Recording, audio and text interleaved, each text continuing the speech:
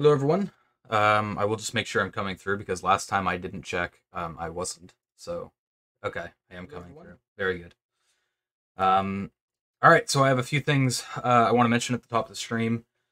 So for those who didn't catch the tail end of the last stream for the last day or two, I've been working on a minimal little hooking payload for debugging the exploit. I've been I was hoping to have it fully finished for this stream, but I didn't. I faced a few really fun issues. Um, for one, I wanted to make it use a public SDK, which I wasn't familiar with because I have a private payload SDK, which isn't really anything special, but I don't want to release yet another payload SDK. There's already like 40 of them out there, so um, yeah, I was switching to that. I was having the usual issues with PS4 rebooting and kernel panics. And the other thing I was having, and I don't understand why it happens, but sometimes the PS4 will just go insane, and the F0 interface, like the network interface, will just go down and then go up, and it'll just do that in a loop like 10 times. So every time I went to a payload page and the network interface went down, I had to go back and go back into it. It was really stupid. A few times I had to reset my network settings for it to stop happening. Hopefully that doesn't happen too much on the stream today, but like I really have no idea what causes that. Um, so yeah, the other thing I want to mention is the code from our streams is up on GitHub now. There were a few people that were asking about that. I got it up there earlier this week. Sorry it took a little bit longer than I expected, but it is there now. So that's on our Day Zero Sec GitHub. And we'll be updating those at the end of the streams with any new code that's written from either end. What is the VS Code extension for Share Workspace? I think it's just called like Live Share. Yeah, it's called Live Share. That's what we're using. The other thing I'll mention is this will probably be a bit of a shorter stream than some of the past ones. I'm probably going to try to cut off at around 3 hours or so. I'm feeling a little bit under the weather today. And I didn't want to go 5 hours tonight. I think it's honestly the temperature swings outside. We've had some crazy temperature swings the last couple days. So I think the goal of today is going to be trying to do a hard verify whether or not the reclaim strategy that Slears Gobi's PC, POC, and what Teamstar was trying to do last stream, if that's a possible or viable strategy. And we're going to try to do that through hook debugging and patching and stuff like that. So a little bit more hacky, I guess, because I didn't manage to finish my library fully. So I will quickly recap the UMA reclaim stuff because it is relevant for what we're going to be doing today. Teamstar, did you get your stream up and running? I think I just got it up and running, so my screen should be available on my Twitch, which is Day 0 second screen. All right, cool. Which is the title of the stream, but yeah, if you want to find me, just Twitch and then Teamstar. That's yeah. So me. Z just hopefully put the Twitch link in chat for anybody that wants to check out Teamstar stream as well. All right, so let's get started. So for those who weren't around for the last stream, the exploit strategy that Teamstar was trying to implement was also the exploit strategy that Slears Gobi chose to exploit this issue. And that is basically abusing the page allocator to reclaim the memory in a general cache. So the UAF that happens, or the double free rather, it happens on mbuffs. And the thing with mbuffs is they're in their own special zone. You can't just find anywhere that does a malloc in the kernel and spray into that zone, because it's a specialized zone, only mbuffs go there. Which makes exploiting the issue extremely challenging because you don't have arbitrary control over all of the contents. What Slears Gobi decided to do was abuse the page allocator to get the zone released back to the page allocator so it would get allocated in the general cache and you could spray it with a generic heap spray primitive. Which is cool, but it is you basically have to apply a lot of memory pressure to get that to happen. So, Z just mentioned it does say you're still streaming on Black Ops 3. Yeah, I'm not sure I care to change that. I will try, but honestly, yeah, whatever. Who cares? We'll just bait some of the people in the Black Ops 3 category. But yeah, so what category should I put it in? I stream under science and technology. I think that's the most fitting one. Science. How do you spell science? SCIENCE. Yeah, there you go. Perfect.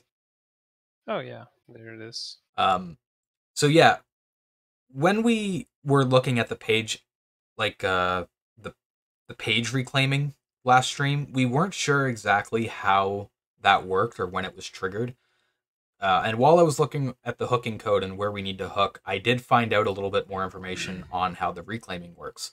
So in the kernel, in the VM UMA core source file, there's a function called UMA reclaim, which will basically iterate through all of the zones, and it will try to check if any of them have 0 objects in them, and if it does, it will release that zone back to the bucket allocator, or whatever it's called. And this UMA reclaim function can be called through 2 viable paths. One is through kmem-malloc, when you try to allocate memory and there's not available, and you specify the no-wait flag.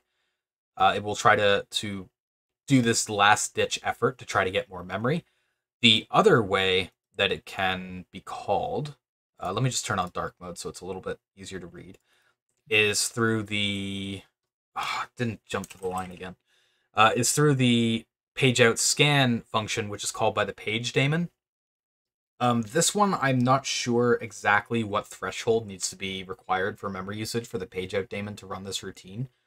I probably have to go digging into the hammer time function and look through the kernel process that they spawn to just like do some reverse engineering to figure out what that threshold is.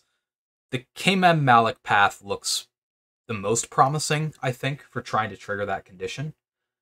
So that's mostly where we're going to be looking today. The first order of business, though, is going to be hooking that UMA reclaim function, or patching it or whatever, to try to detect when it's ran. Because before, we had no idea when this function was running. You may notice they do have a printf, like a debug print, saying VM asked us to release pages, but that is in a debug macro, which is macroed out in the PS4 kernel build. So that code isn't present on PS4. So we will have to write our own code to do that, essentially. Actually, do we have a way to simply manually trigger the garbage collector? Because that would be we're going to have to patch that in. I do have a syscall in mind to leverage that. Let me just bring it up. I think it's the... Where was I? God damn it. It was so long ago that it's like far back in history. And I can't find it now. There is a syscall, though, that's basically unused. So I was thinking we could basically use that as a point to force the allocator to run, or the page garbage collection to run from WebKit. And we just patch that syscall since it never gets used. I do have the offset, but I just don't have it on me. I was just gonna ask if that's fine showing the kernel on stream, but I guess since you're doing, I can do as well. Yeah. I'm garbage spectre collect me. What have you studied to do this? Just exploitation is just one of those things you pick up as you do it. I'm definitely not an expert in it. I've been doing it for probably like 3 or 4 years. But yeah, I don't even know x86 calling convention, so if you want to try, you might as well just open up a disassembler and start pressing buttons randomly. I mean, to be fair, I think even people who designed x86 don't know the x86 calling conventions. They're like it's so inconsistent. MS has one. There's sysv. There's like 3 or 4. Yeah, there's and it changes depending on userland and kernel as well, like the API. So yeah, does it? The registers that are used for arguments change a little bit between kernel and userland. Oh shit! And it's like OS dependent. Do you guys have like a basic of this? I really want to get into exploit development. Never had a programming language experience. You can try. Like there's if a few good books by Billy Ellis, which is like on ARM. So I've read them myself, and if you're like absolute beginner, this is like a cool thing to start with. Yeah, Z just linked it as well in chat, but Z did this post on getting started with exploit development that has a lot of helpful resources, I think, and he kind of breaks down why, like, Oh, definitely live overflow. Yeah, live overflow is a good shout too. But yeah, like there's a breakdown of like each resource and how it'll help you on the journey, I guess. So yeah, self plug, but I think it is a very helpful post for if you're getting started. So for my hooking library, I am encountering an issue, like a crash that I really don't understand why it happens. One thing I think we could do just for now, and then if we need something more complex, we can do that if needed. What if we just write a breakpoint inside of the reclaim function, and then when that runs, we know that it got hit. It will hang the system, What? but Will it will panic it? it. But at least we'll know that it got hit, and then when I get the hooking properly done, Where's the code though? I'm trying to find the okay. code. So this was something I was getting together right before we started the stream. So it's All right. Also, can you give me some offsets? Yeah. So kmmalloc is the function that I found just before the stream. I will give you the offset in Discord. Just give me one moment.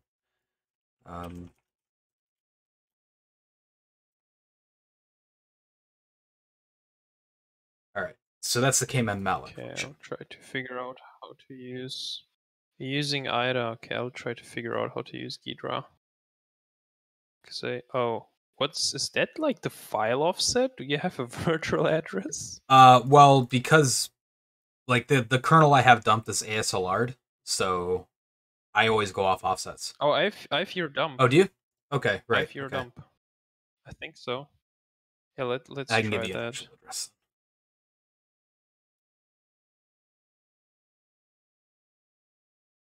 I will try to change the font on IDA. I know I'm looking at the stream and it is pretty small, so I will make it bigger. So this one is kmmalloc. Yeah. So that offset did point to the beginning of an address, and it does look about right. So if we look at the FreeBSD code for kmmalloc, oh, it's not. Why is it doing this? All right.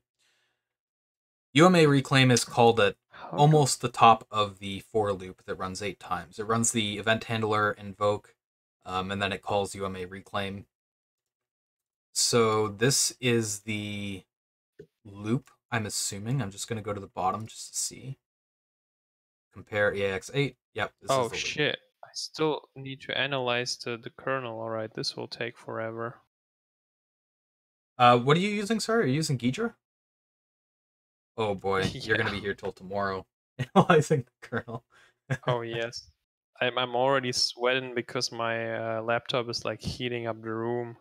The most hot that I've ever seen a MacBook get or felt a MacBook get is when I run a VM on it.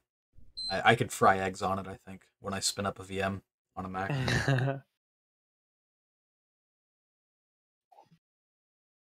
So this is the loop, and here's the event handler macro. Let me just see exactly what this does. And it didn't jump to the line again. So it takes an event handler list. It checks. Oh, more macros. Fun. Oh, wow. What It's doing a lot. Oh, can you send me the link also? For kmmalloc? Good. To like, yeah, kmmalloc. So I have like the correct Watson thingy on. All right, cool. So yeah, this is kmmalloc. I didn't realize this event handler macro was so large. So where I thought UMA reclaim was might not actually be where it is.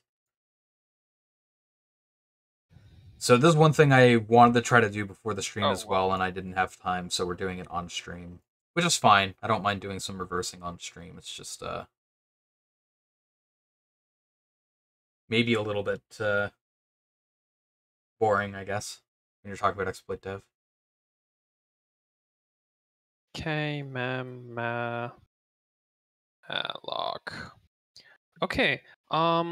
What are we looking for? Yeah, I don't think I can reasonably use that thing until I do the examine. Yeah, so I'm looking for the UMA reclaim function, which is called through kmem-malloc, because I don't have that labeled in my kernel. Okay, Um, I see. okay, so here's the kmem-malloc kmem-map to small panic, which is here. So that's too far down. Do I have VM map lock? That's probably the next thing to look for. That'll help me narrow it down. Do not have that. There might be a string with it, though. No.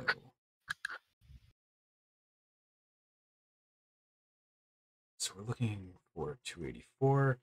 Will there be more gaming streams in the near future? I really enjoyed the last one with tihmstar and Coke. Yeah, I think we are planning to do more in the future. That was fun. Yep, agreed. Yeah, I'm not sure when we'll Yeah, do that. I don't. I don't know. I don't think we'll do one this weekend. I think I will be a bit busy this weekend, but hopefully on like a future weekend we'll do some more stuff. Either zombies or whatever else. And unlike last time, I will probably stream it on the day zero account this time because I didn't do that last time, and I think some people might have missed it because of it because they weren't following my personal account, which is fair because I never streamed my personal account except for that day. So I'm looking for VM map lock, which is defined on 284 as a macro.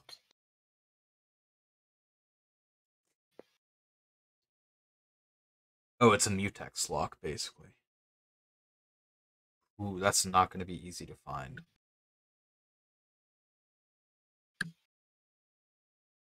I might have to go top down, which is not awesome.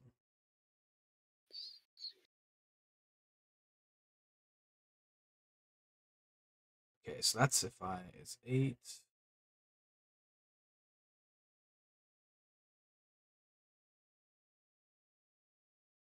There's the T sleep, which means this has to be. Okay, yeah. So this is VM map unlock.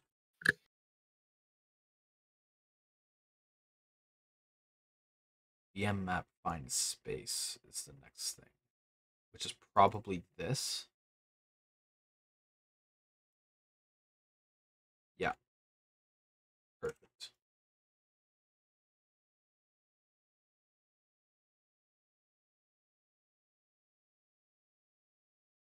Map find space, which means this is the lock, maybe? This did Yep, this is the something. lock. Okay, I think I may be able to rename variables now. Nice. Oh, we got some people from Algeria, Spain, Portugal. Hell yeah. Sorry, we don't have an OnlyFans command. We haven't gotten around to setting that up yet. Wait, Yeah. OnlyFans? It's funny, I actually saw something today where Twitter is setting up the ability to have paid followers and paid gated Right, tweets. yeah. And I think that's probably gonna. I wonder what that's gonna do to OnlyFans. It might like kill it off. Watching from Mars with Elon Musk. Okay, that's pretty hardcore. I don't know if anybody else can beat that.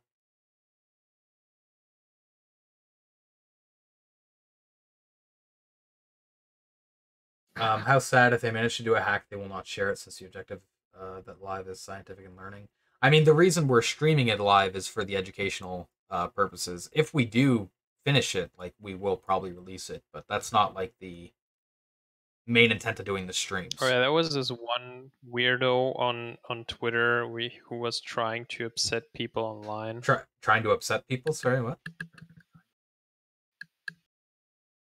Yeah, I think all of us replied to him on Oh Twitter. yeah, that guy. Yeah.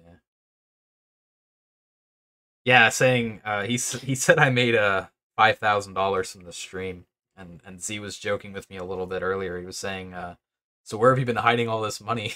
Because I haven't seen it. It's funny when you hear like the figures that people throw around for money when they have no clue about the medium. Like thinking a small streamer is just gonna make $5,000 in a few streams. Like it's I wish that was the case. It's not the case. It was closer to $50 than it was to $5,000, put it that way. I appreciate the subs, by the way. Like but yeah, don't donate just because like as an investment towards an exploit or whatever.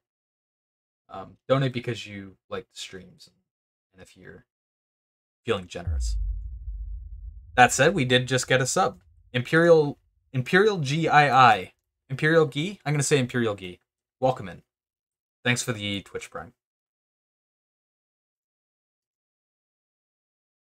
So this is VM map lock. Does that mean this is reclaim? I think this might be reclaim.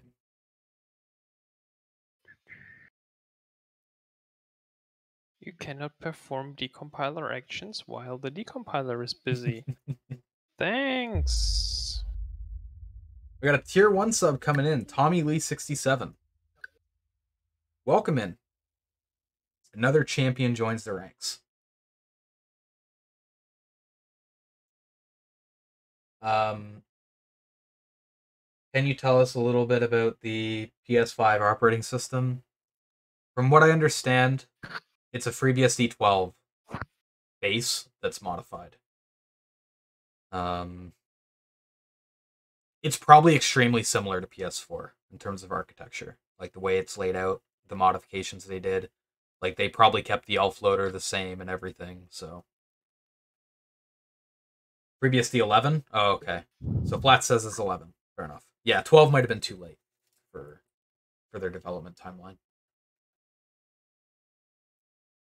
I haven't looked too much into PS5 because I can't buy one, so I'm not gonna do like armchair development. I'll wait until you can get one without having to fight for them or write a script to get one. All right, I think I found the flag. You found the flag? All right, where's the flag? Yeah, I think I just sent you the offset. Yeah, That is UMA yeah. reclaim. I think that's where I was too. I was guessing this was probably reclaim. I was gonna check the line numbers to make sure, but I think you're right. That's the only thing that makes sense for it to be there. All right, so this is what we want to get called. So what I'm thinking I'll do, at least for now. I don't think it has any arguments, No. does it? All right, yeah, just call it. Yeah, then. so what I'm going to do is I'm going to patch the top of this function. I'm going to take out the function prologue and I'm going to replace it with a breakpoint, which is going to crash the system, but I think that's fine. Are you sure this is what we want to test next? I would suggest just redirecting a syscall to that function and then running my chain against it, because that will verify whether the exploit idea is valid. Basically, we need to verify two things: A, whether the exploit idea is valid, and B, whether we can trigger it. Okay. Yeah, I'm down to do that. Sorry, just as a quick thing for the chat, are the beeps not coming through for you guys for the redeems? Or are you just calling for more people to do it? I just want to make sure I'm reading the message right, because if there is a technical problem, I will try to fix it. Beeps come through? Okay, good. I think they just want to hear beeps. As do we all. All right, so yeah, let's do that. So let me just look at where this is. So I'll bring up a notepad for quick temporary notes. Oh, do it in VS Code. Okay, I can do that too. Notepad.txt. All right. So the offset for this is 22B470. All right. And the syscall hijack So let me just find exactly where that is, because I had that in my test code.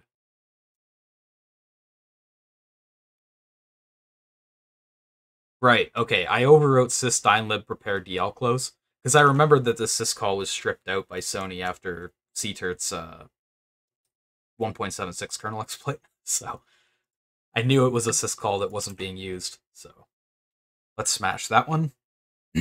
So we'll do... that's at... there... 239380.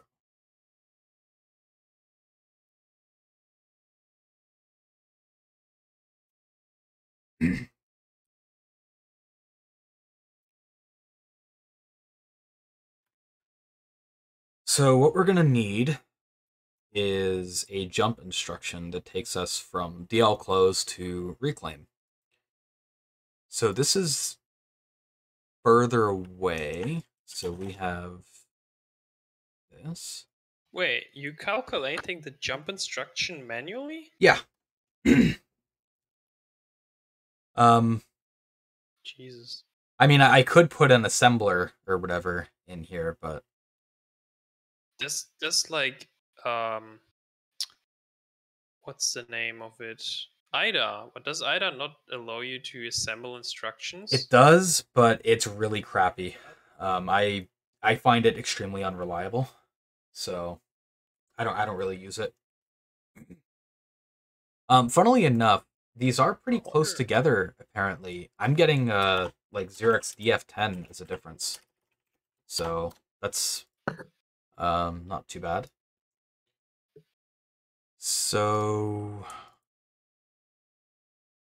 what we want is, let me just get the formula that I had for hooking. It's a really shitty formula, but it's one that will work. So I want this plus, I think this will be 5 bytes. Subtract this location. Actually, sorry, I have it the wrong way around.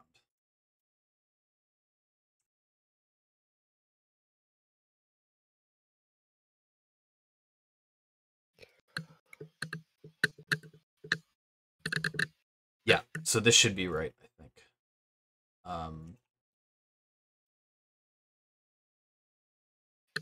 And then that as a uint 60 or as an int 64t should give us the offset that we need to encode into the instruction. So I will quickly use my trusty RE bot to do this. We will do AX64. Actually, wait. I need to do something else first. I need to get the result of that calculation. So, T. Already got Oh, it. do you? Did you put it? Can you send it to me Yeah. over Discord? Yeah, I did. It's in the thing. Oh, perfect. Thank you. It's negative though. Keep that in mind. Or do you want to have it? Yeah, I want to have it as the exact bytes that'll be in the encoding. Which 1, 2, 3, 4. 1, 2, 3, 4. Then you will want that thing. Is that what you want? I think I want the lower bits here. So Whatever you're doing, it's confusing. I think what you have is correct. Let me just bring up REBot and we will quickly check that this does what I think it does. So this 64 E9, the offset you gave me would be F520 FFFF, I believe, which will go back hex to FA, which isn't exactly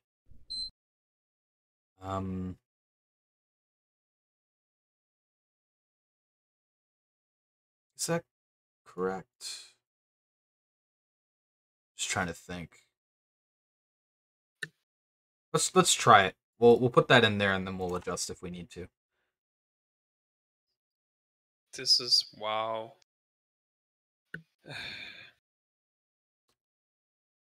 Let me see. Can I open up? I don't want to open that up on stream. Okay, so oh wow, that is not what I wanted to do at all. Okay. All right, where is the offset we want to patch though? So the offset we want to patch is in VS Code. It's the syscall hijack, systinlib prepared yell close. This one. Oh right, it's gone.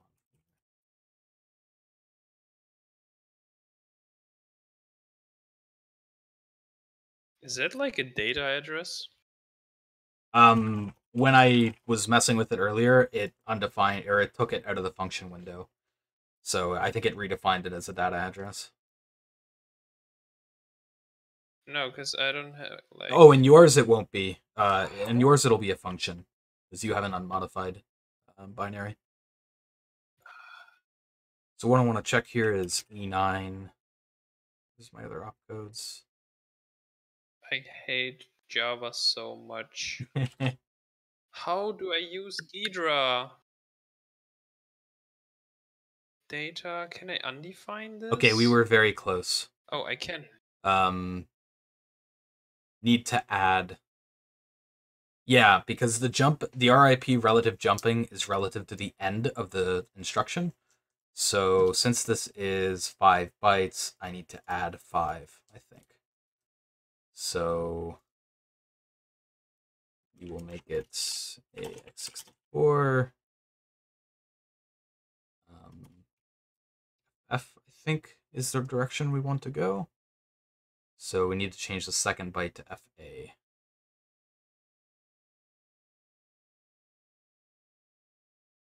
How do I make code here? Disassemble D. Hey, I keep losing what? the location for some reason. Whose idea was that?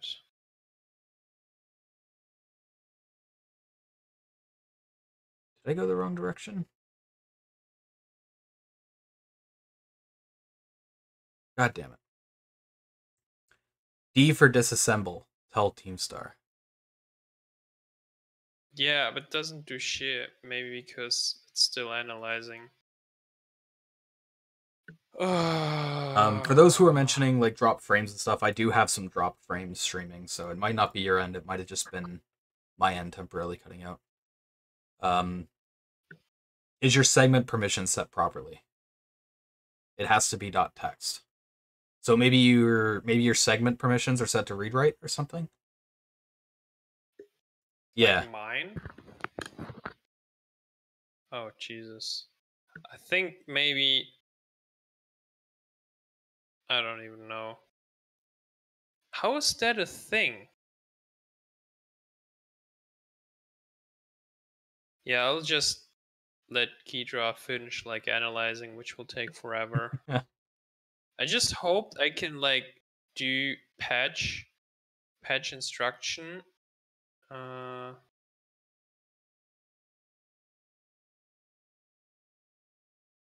Oh, I added the wrong thing. Okay, I have no idea how to use this tool. Okay, I did go the wrong way. Yes. So let me tweak this to F5. Yeah, I think you're on your own with this one. Ghidra is letting me down. Yeah, no worries. I don't know why I'm screwing up the math on this. It should be fine, but it's not. So I'm just gonna go trial and error for a second here.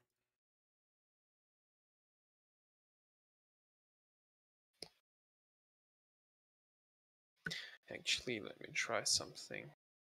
Although I may wanna pause the stream for a second. Yeah, I'm literally just going trial and error right now.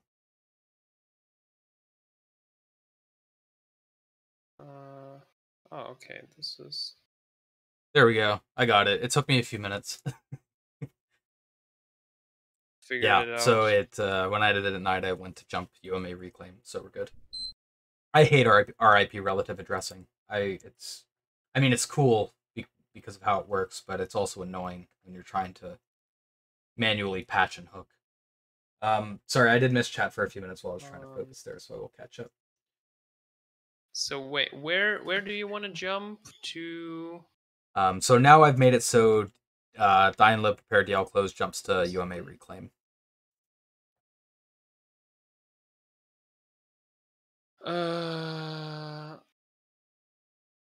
Jump here. All right. Is that what I want to? So it's E9, EB, 20, FF, FF. What's that? Sorry, repeat. E9, EB, 20, Yep, FF, that's what we have. FF. Yeah, it's like Hopper can like do it right away.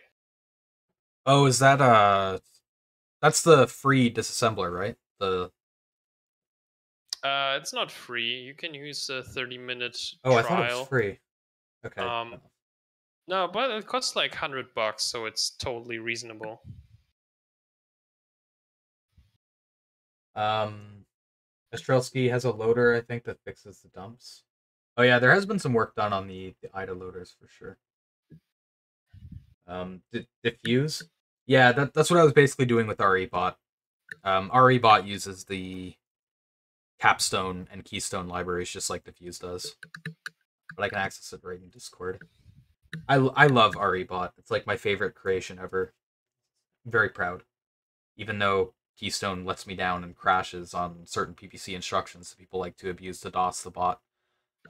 It was getting so bad I actually had to set up a watchdog script on the server to restart it because people were crashing the bot intentionally. All right, so we can now call that thing. Yep, so I need to make the patch. So to do that, let me just write a quick routine. Patch in breakpoint, we'll call it. Struct thread td. Words which we're not going to use. Let me just get the exact thing for the comment.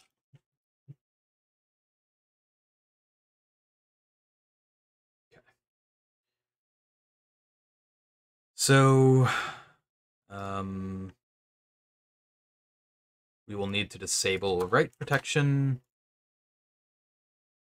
which I will copy the instructions for now. This is for re-enabling it. And that's for disabling it. Can I do sys_something to trigger your sys call? Or yeah, we're gonna make it so as soon as you call the, let me make sure there's actually a definition for it in syscalls.js. Yeah, that's what I'm asking. Yep, it is in there. 597. I don't really need to check for return values, do I?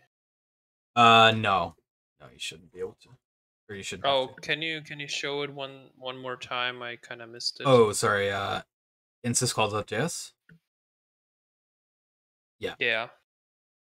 Line 264 in syscalls.js. Oh, syscall.js. Is the stream going off for anyone else? I think it should be fine now. I haven't seen any dropped frames since near the beginning of the stream. Do let me know if there are other problems though. Should be this one, right? Should be that one. Where was I? Yes. Okay. So I had this defined like that. So I will do went 8 T star kernel base plus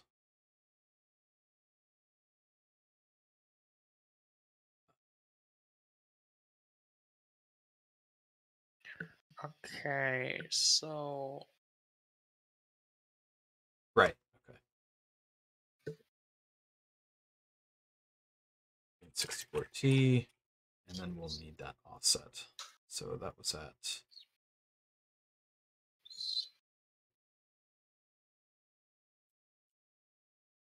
0. Okay, and then we'll do kmem 0 9.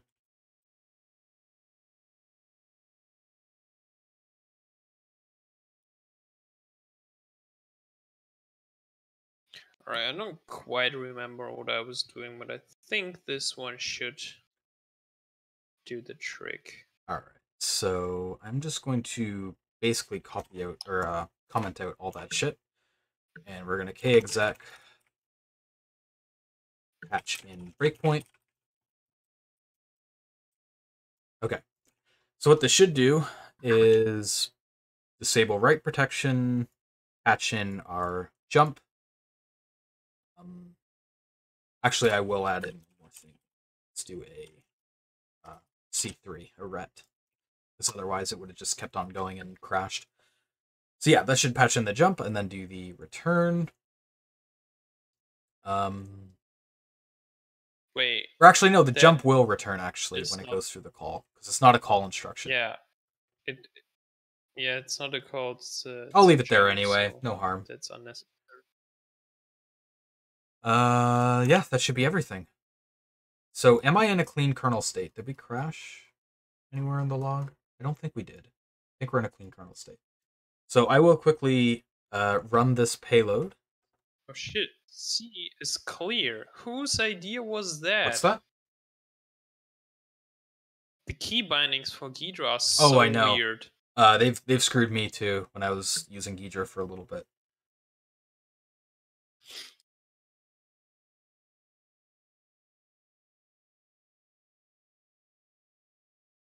You need more end day spending options. I feel rich with points and nothing to spend them on. So this is something I'll have to work out with C. I did just remember there's a streamer that I watched that has some sort of gambling system set up on channel points, which I thought was super cool. Basically, I don't know how you would make it work for like the type of stream that we're doing, but he was playing a game and he would like allow his chat to bet on whether or not he would win a match, and they could like bet channel points that way. I thought that was really cool, but yeah, predictions. But that's the thing with this type of stream. I don't know what type of predictions we can do, but you can do like whether it will crash. Yeah, I don't know if we could do it on anything else. All the time. Exactly, feels like kind of a biased prediction. So kind of like XQC playing Mario Kart 8. Yeah, he probably uses it too. I think there's probably a lot of like the bigger streamers that use it. It's built into Twitch. Okay, that's good to know. I wasn't sure if it was built in or if it was like a Stream Elements plugin or something that people use. So that's cool. Oh, actually, you can. I was wondering whether we can patch in a few more instructions. Okay. I'm just loading in Mira, and then if we want to put in more stuff, we can for sure. Yeah, I think I may want to do more. Okay. What did you have in mind? Just call return value.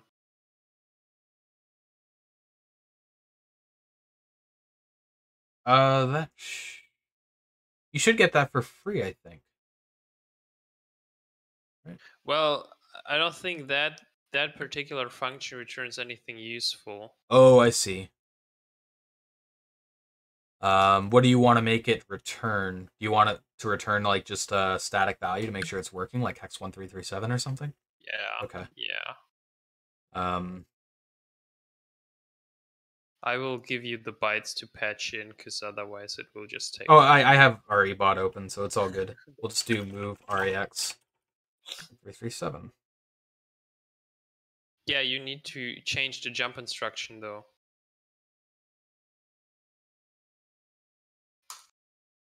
Yeah, that's true, actually. Fair enough. Yeah, give me the bytes. We'll do it that way. Damn jump relative, or RIP relative addressing.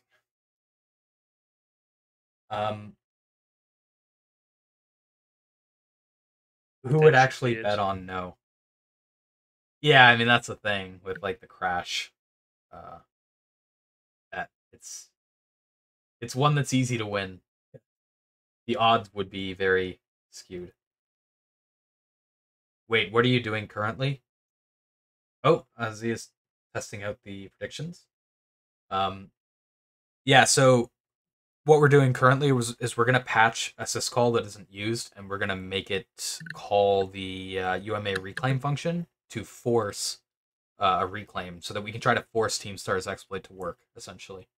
And then if that works out, then we can focus on triggering that condition naturally without using the force trigger. All right, I sent you the bytes in the notepad.txt. We have so many files.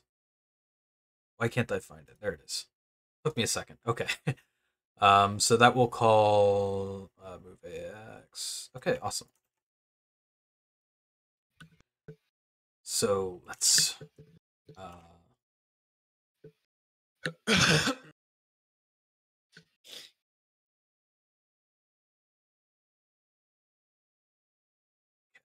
so we have E8,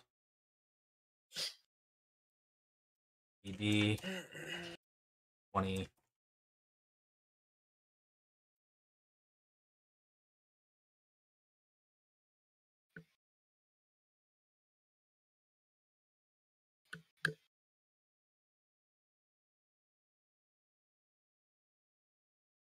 Perfect. So I will actually add a print in here too, just to make sure that it's running. I do like to do that.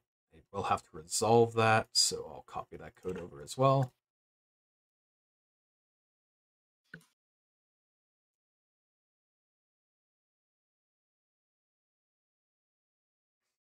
Installing breakpoint.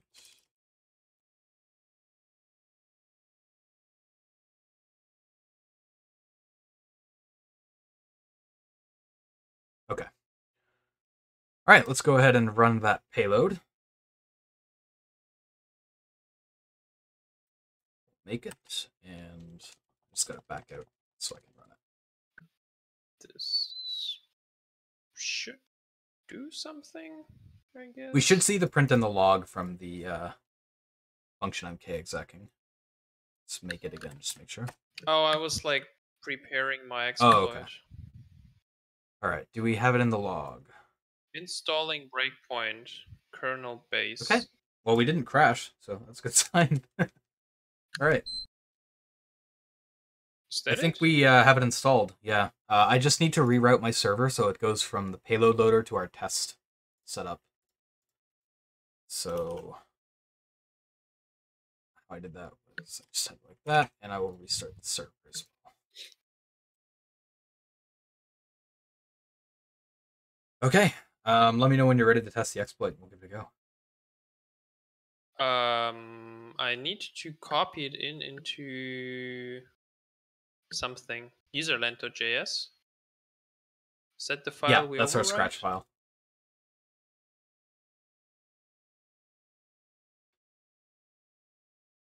Make sure to save it maybe, but other than that, I'm good. All right. I will just double check for the what line do you call the? Oh, there it is. I see it. Yeah. Okay, it's there. Cool. All right, let's give it a run.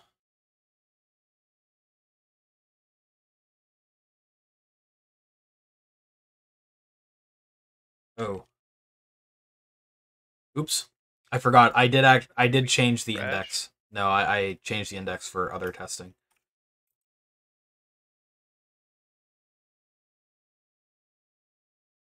Okay, there we go. Now it should actually run.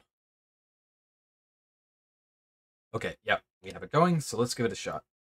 So I do remember your POC takes quite a while to run, so we'll give it time. Yeah. Is he not on under 7.02? Are you what are you responding to? Me? I'm on. I think I am on 702. Yeah, I'm on 505.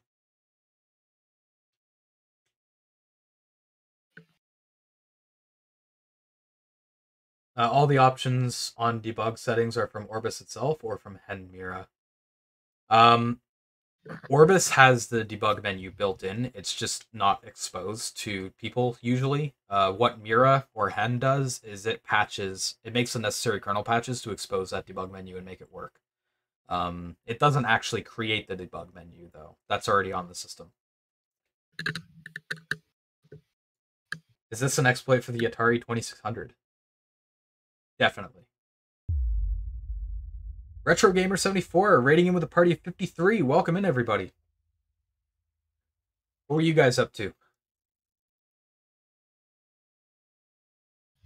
What are you looking for in the output here? I believe we're looking for the return value of prepared DL close to be hex 1337.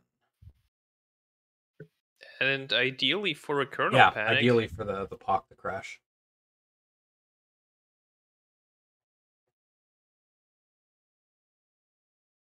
Alright, now it's about to do its thing.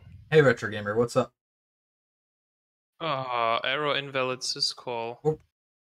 Did I fuck up? Oh, no. Okay, let's check it out in a sec. Oh, yeah, I think you... Let me just double check that for a sec. Yeah, what were you guys up to, Retro Gamer? Were you guys joined in today? Yeah, you want to use window.syscall names around it. I fixed it for you in the userland.js.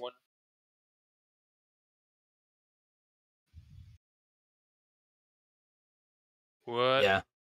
How's that different? You just had the raw string in there. You didn't have the window.syscall names array access. But this is how I always do it. Oh yeah, actually, I did have the code that should have taken the string and... You're right, actually. Let me... Why is that not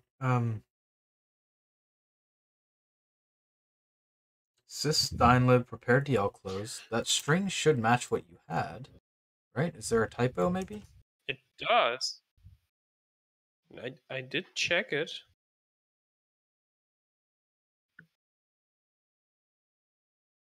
It can't pull it out of the array for some reason. We were watching the state of play. Now a bit of programming. Nice. I forgot that was happening, actually, the state of play stuff. Alright, we can, like, just try it that way, if that's better.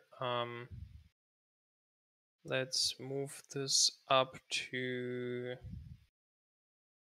start here, I assume. I'll let you copy back over userland.js. Yeah, I'm just doing it straight in userland.js. Alert 1. Yeah. The state of play was very disappointing. I'm not surprised. I think this year is going to be very disappointing in games. Alright, I did it change to userland.js. If the system doesn't crash, we can try Alright, again. I'll give it a save because it's showing the unsaved icon. I think your exploit is fine for reruns, right? Yeah, it is. Okay, we're running it now. Yeah, invalid syscall. State of play is shitty every time. Oh, you got invalid syscall again?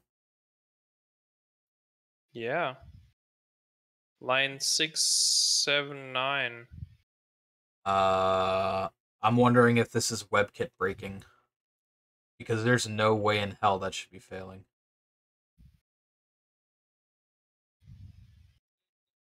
Is that like sandbox restricted shit? No, because all the permissions and syscalls are handled in the syscalls directly. There's no like SE Linux or anything like that. So I don't know why it would be failing on that.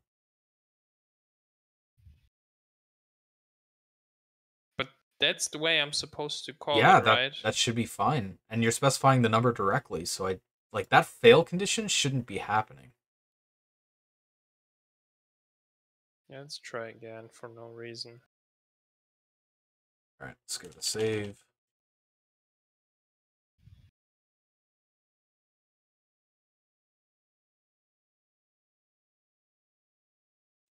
Everybody always wants the exclusive 100%. Sorry, I just lost the message. but that's not possible. Yeah, it's still invalid syscall. What does that even mean?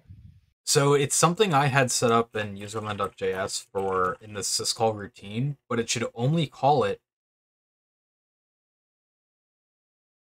Oh, wait, I see. Okay, I know what the issue is. Give me one sec. I did just want to finish what I was reading from Retro Gamer. So there are gaps to fill with indies and other low budget games.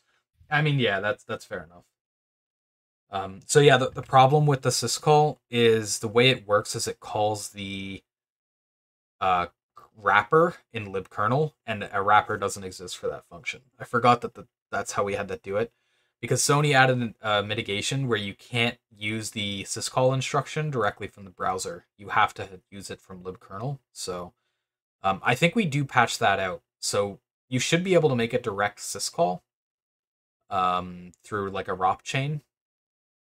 But I guess we can't use the p syscall wrapper for that syscall because there's no libkernel entry for it.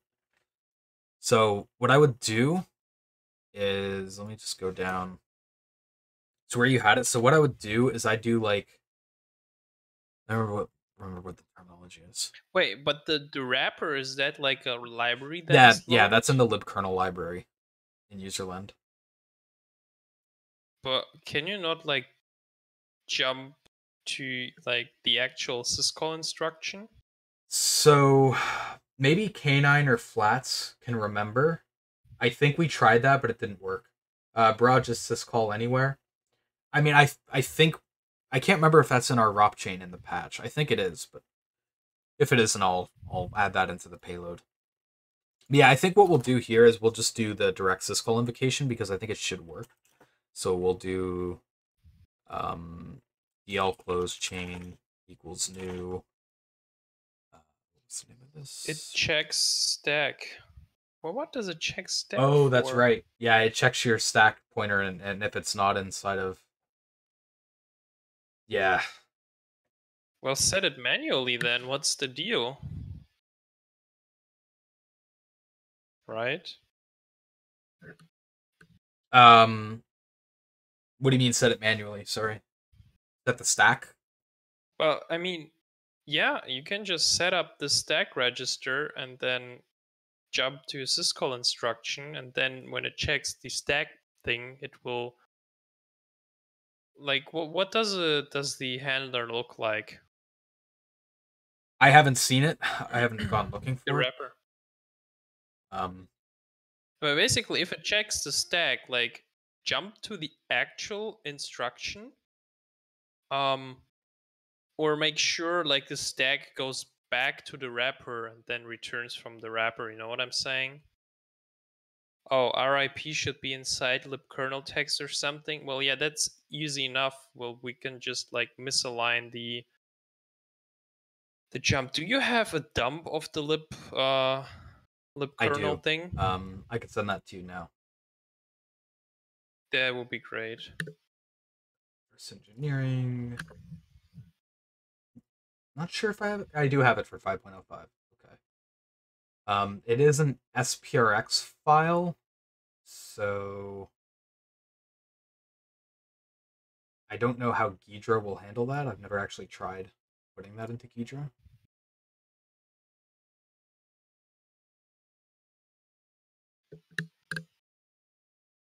You should be able to load it as a normal elf, I think, because that isn't. I don't think it's actually an SPRX. I think it's the self wrapper's been removed, but just try loading that and let me know what happens.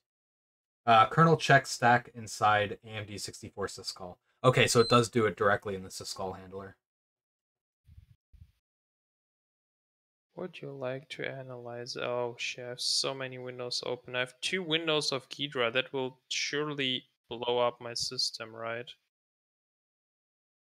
Yeah, I guess your Mac doesn't Okay, have a ton do of you memory, have... right? Well, it has 32 gigs. What were you gonna say, sorry? Do you have a offset for me for a known to be working wrapper? Let me see if I can open it in Binge, because that would make it easier. Like, how do you do it in here in the exploit? doesn't it have, like, how does it call the wrappers? So if you go to the p.syscall routine, let me go to where it's defined. It gets the offset from the syscalls array. I just can't remember exactly where that's set up. Oh, right. So on line 328, this little code snippet here, it basically searches memory at runtime to find the wrapper by looking for the opcodes around the wrappers typically use. Which so 322, where is it? see where the K view and it checks individual bytes? That's the opcodes that it searches for at runtime. So I just need to search for those them. bytes and you'll find all the wrappers that use them. Do you use a Xeon processor? No, I use a Ryzen. I have I think it's a 2700X. It's not the greatest, but it, does the job. I have a Threadripper 3970X as well in a workstation that I SSH into. I'm probably not going to upgrade the CPU in my main PC until DDR5 comes, because I don't think it makes sense to upgrade until then. Lolo, thank you for the 100 bits. Welcome in. I'm Jelly Sauce 3970. Yeah, it's a nice processor. It's tricky. It's really hard to cool though. When it's running max load, I cannot get it below like 85 degrees Celsius. Okay, how do I do searching?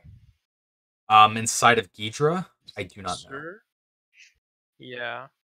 Search memory, search value, next. Not found. Okay. Now you can never complain about this building is LLVM again. This is not what I want to do. Why does it swap it? Just Jesus. Why the hell would it swap it? Big Onion, next. It's still not found. Fucking hell. Did I fuck up? 1, 2, 3. Oh, what? Okay, let me. Shit. 7, 8, 9, 10, 11. 0, 1, 2. Okay, I think. I'm gonna search WebKit. I can't remember if WebKit has a syscall gadget in it. It shouldn't, but I'm not confident on that, so I'm gonna check. Oh no, I forgot. WebKit's like 50 gigabytes big. Anyway, I think I figured out what I need. I'm running i9 1094 940X at 5.5 gigahertz. Wow, that is. You've got to be putting out like insane amounts of heat. That's got to be drawing like 500 watts of power or something stupid. That's got to be crazy running at that frequency. No libs have syscall gadget, I think, except libkernel. Okay, I was kind of hopeful that it might have one in. We don't need it. We're good. Why? What are you gonna do? You'll see in a second. Okay, I'm very intrigued. I'll leave it to you. Yeah, leave it to me. I'll figure it out. Just want to make sure. Okay, so what is the syscall convention? I see it puts the syscall number into RAX and it puts something into R10. What's that? Yeah, so I'll take it over to the notepad file. Basically for calling convention, you have already in order of register of arguments. You have function RDI, RSI, RDX, RCX, R8, and R9. The wrapper will take RCX and replace it with R10 because in the ABI, the sysv ABI, your fourth argument should be an R10. I don't know why. I think it's because RCX gets used internally by the exception handler or something. So if you're calling the wrapper... Okay, wait. 1 second. If we're calling the wrapper, we have these things set up. Yeah. Right? Can you previously to that set up RIX is syscall number before jumping to the wrapper? You might be able to jump into the middle of a wrapper. Yes, exactly. I'd have to look at what a wrapper looks like. Try to find one. Oh, I have that. You need to set RAX. That's all you need to do. And then 1, 2, 3, 4, 5, 6, 7 bytes. Skip 7 Flat says bytes. you can do that. You can set RAX and jump to the middle. Okay. Yeah. I don't know why I never thought to do that back in 5.05 days. I guess because I was fine with the wrappers. I'm here to help. Big brain Teamstar over here is gonna bypass the system, do some hacking, you know? Yeah, I'm hacking it. There's also syscall 0. I think they removed that, didn't they, Flats? I think they removed syscall 0. That was in like 3.55, right, I think, but I think somewhere in the 4.x firmwares they removed it. What was that, sorry? Can you do this real quick? Can I do which? Set the syscall number to RAX and then skip the first 7 byte of any wrapper. So modify the p.syscall. Oh, don't modify it, just add another one, like p.draw syscall or something. Because otherwise you will regret. You're probably right. And you're doing it in userland, so I will copy it over to Teamstar. Or just do it in exploit Teamstar right away. Exploit Teamstar, syscall. Here. Oh god, I forgot it does this. Whatever, I'll just keep the indent off because I don't care that much. So what we'll do is we'll just take, I guess, off the first one because we don't need any of the other ones. And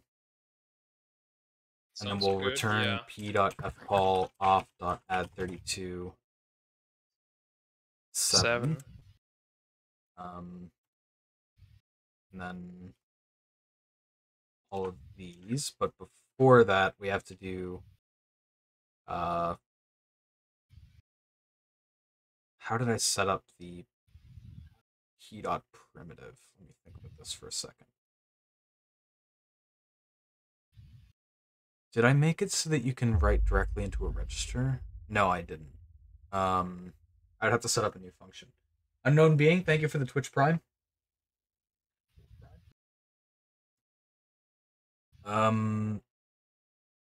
So this creates a new chain. Well, you can just straight up modify this, right? I feel like this was tightly integrated with how the chain launching worked. It's been so long since I looked at the chain launching code, so I don't remember all this. Can you not just replace this one and this one with RAX and be fine with it? What does p-leak-wall mean? It's probably pushes on the stack, right? The leak value will leak the JS value pointer inside of WebKit. So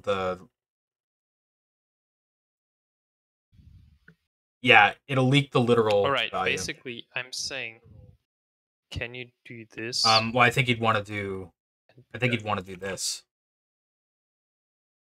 But I feel like the way the pop RAX was set up, I think there was a reason for that 4.1. Yeah. It was the way he launched the chain, because QWERTY wrote the chain launching code that we basically just reused going forward. But yeah, I think that's needed, actually, the way that it is. But we do need RAX control though.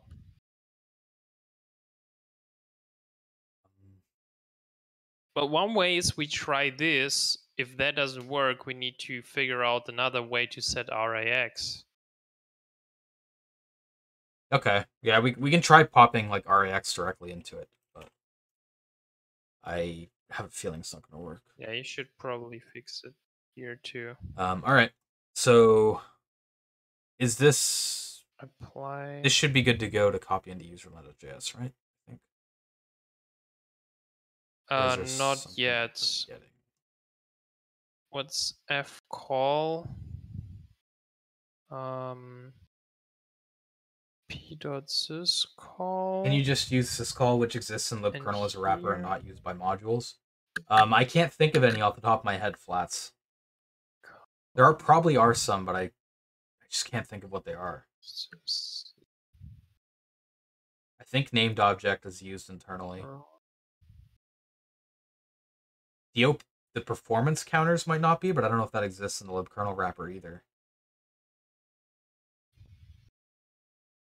We'll figure it out. This will work just fine. I like confidence. You can now set your bets. Do we want to copy this into user.js? Okay. 1 sec. Okay, now you can. All right. If I didn't fuck up spelling Ross's call. No, that should be good. Yeah, that will work fine. The lie detector test is determined that was a lie. We crashed WebKit. Wait, what happened? How the where's I don't see the log. Oh, maybe I do see the log. You know how annoying when you are debugging why your code is broken and it turns out you did a poor soldering job connecting the magnet wire to a ribbon and it's not connected anymore? I mean, that's basically how I thought my PS4 died. So I can sympathize.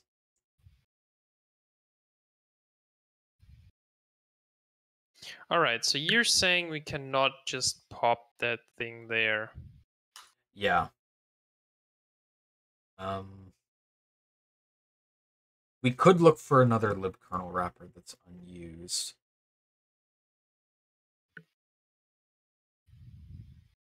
Can you give me the offset of a wrapper inside of the libkernel web file? Because I'm in Binja and I don't have any labels like at all. Yes, it is. Put it to Notepad.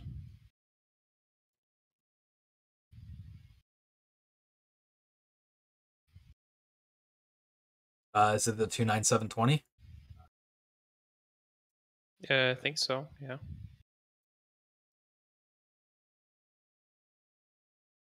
Okay.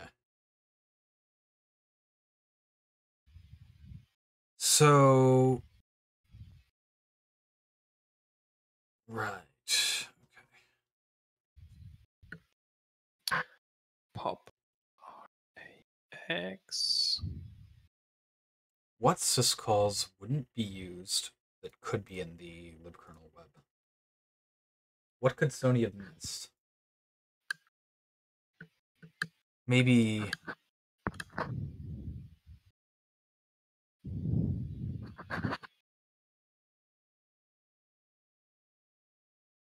OSCM open?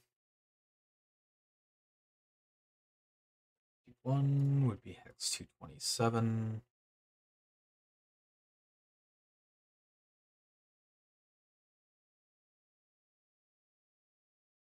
I forget. Does Binja not have instruction searching? I thought they did, but maybe they don't.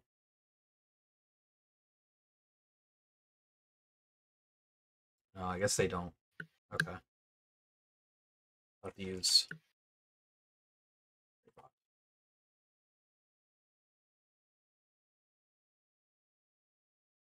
Okay, it does have a wrapper for the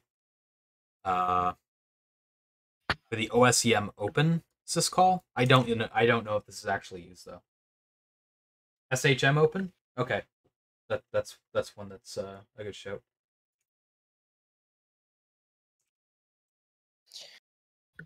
I am a bit surprised they don't use their shared memory, or they don't use the shared memory syscall at all. It's interesting. So would you be able to reassemble the jump instruction for me, tihmstar? I think I have a different syscall we can use. Sure, would you? Let me just get the offset of it.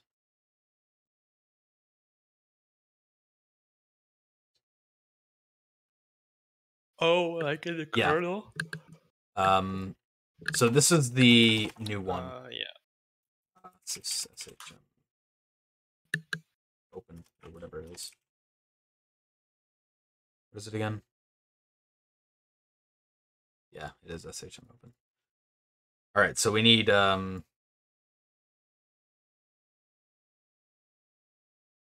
this subtract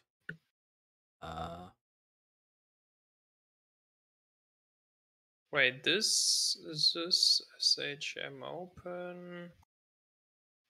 Go here. And then we want to do that thing. They have their own IPC for that. That's why they don't use shared memory. Okay, fair enough. Yeah, actually, I forgot. They had their own, like, whatever it is. I think I actually saw it in syscalls briefly. SHM. Yeah, Biz SHM and JIT SHM or whatever. Please see, don't remove my prediction badge. It does look really nice. I will give you that. Prediction badges. Got you the opcodes. Perfect. So these are our new opcodes. So this has to be changed to 9B, DB, E, 0. Oh, actually, wait a minute. It's through. Yeah, okay. So E9, 9B, DB, 1E, 00. Okay, good. So now that that's done, in userland.js, we should just be able to replace this with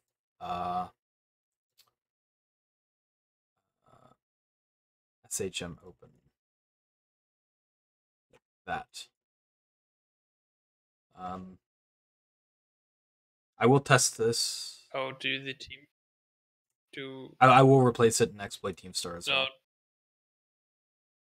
Yeah, but do it like up here. So we don't need to run the full exploit if shit doesn't work. Oh, that's not it. What is it? No, it's gone. Yeah, exactly. It's SHM open. There we go. So this I should be good to copy over to userland.js, I think. Because we restored the old thing, right? Let's give this a shot. I gotta scroll my log back down.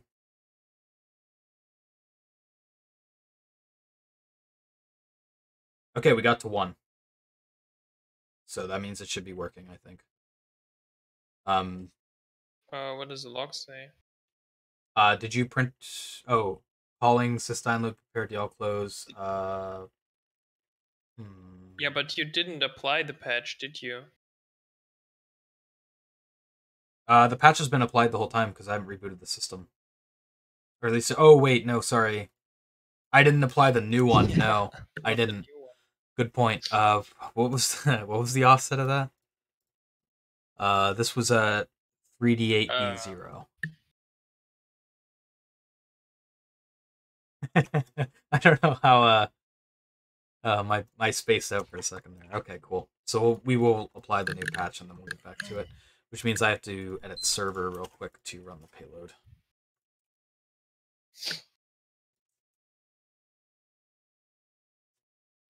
Okay.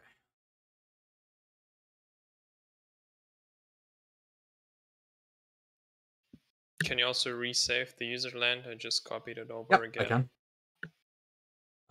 Check the log. The hook should have gone through, I think, or the patch rather. Installing breakpoint. Yep, it did get called. Userland.js, you said you replaced. And we will. Yeah, it's replaced. Just save server and run. back. Yeah. Okay.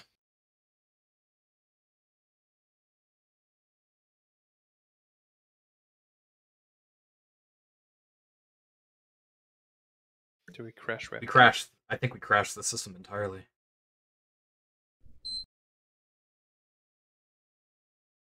Oh my god, what is going on? Okay, something happened with... What the... I'm not sure if there was a good... Got a SigSeg V while executing native code. What the hell did we do? Yeah, that sounds like that thing wasn't unused. What do you think? If it wasn't, though, it should have called our breakpoint and panicked there. Yeah, it's a C# exception. I don't know what generated this. I don't know if... Yeah, may not even be our browser. Maybe a different process. Yeah, even still, though, it should have hit that breakpoint and panicked before doing anything crazy, so I'm wondering if this was just a... We don't have a breakpoint, though. Or, sorry, yeah, you're right. We made it trigger the UMA, so... So if it expected something... Yeah, Mono might use shared memory. Shit. I did have another one to try, though. It was the OSCM open. I'm wondering, do we not have a way to control our RAX from a ROP chain? We can if we run a raw ROP chain, without using the primitives. I still feel like that might be easier. Okay, we can give it a shot. Where's your... Let me make sure I edit your file so that my changes don't get lost. What I would do here is I would do var new ROP. I think it was ROP, right? Let me just double check that. Oh, you can still edit. Why don't you edit raw syscall? I was just gonna make it use a raw ROP chain down here. That way we like... Yeah, but do the raw syscall instead. Like patch it up there. But I'm not going to be doing it this way, so that's why I'm doing it a way that I think will work. So we're going to push pop rex, or sorry, window.gadgets, pop rex. I forgot what the other... To see. Push. What was the syscall we were using before?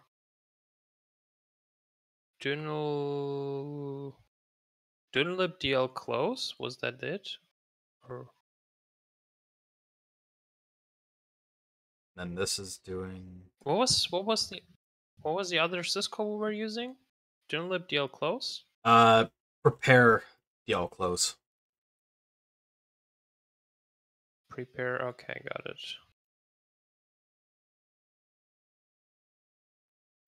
Raw syscall. Prepare DL close. I believe what I have should run. So basically, we're creating a ROP chain. We're pushing we're pushing a pop rex gadget, pushing the syscall, and then we're using the fcall helper function to set up all the arguments and call the... Dude, that does not work. Or does I'm it? using the fcall in rop.js. See this? It basically just, yeah. Oh. It pushes the gadgets to set the argument registers up, and then it pushes the RIP to jump to. So that should work, I think. Off.add 32.7. Yeah. So we're going to use p.raw syscall instead of p.syscall. Oh, actually, what is Windows syscall 0? Yeah, we don't even have that. Let's do at least, I don't know, 10 or something. Wait, oh, okay. Yeah, it doesn't matter which one we use. What line was the code to trigger the GC on again? It was at right here. Okay, raw syscall 597. Okay, I think that should be good. All right, let's give it a shot. Hey, you need to do the other patch again. Yeah, Notepad yeah, line I've got to revert 23. it. I will copy this over userland. And then we have to revert this. So I'll do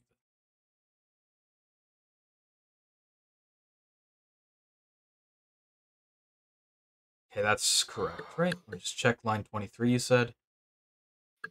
Just verify that. E8, EB20, FF, B837. Okay, we're good. So we're finally going to be able to use the beep counter. An hour and 30 minutes into the stream.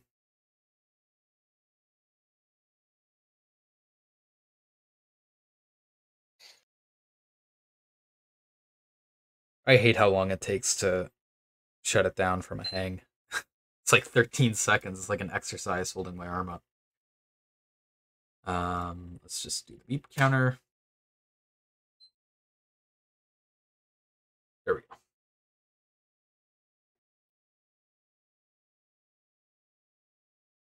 Does this call actually return a value like the way you coded it?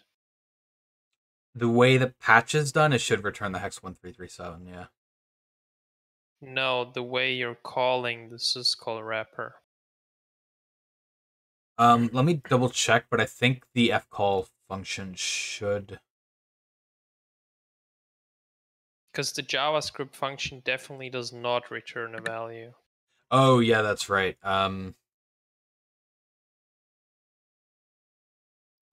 did we do that before we did the call?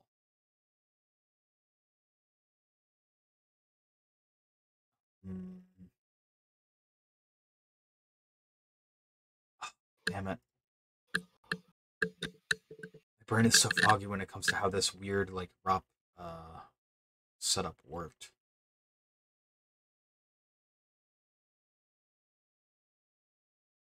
I mean, I know what I can do anyway.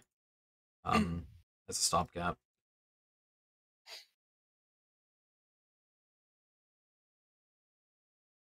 Yeah, that's what I thought. 8. And then we'll do system chain dot push window dot gadgets pop RDI retval move rex RDI. I believe that's the gadget. Let me just verify that though. Yeah, it is. I think. Yeah, and then you can. Yep, that's there. All right, cool. So that should move. Oh, sorry. No, that should be the other way around. It should be RDI RX. And Oh then yeah. No. this will Yeah. return Yeah. e dot read it read it. Yeah, that should be good. I think.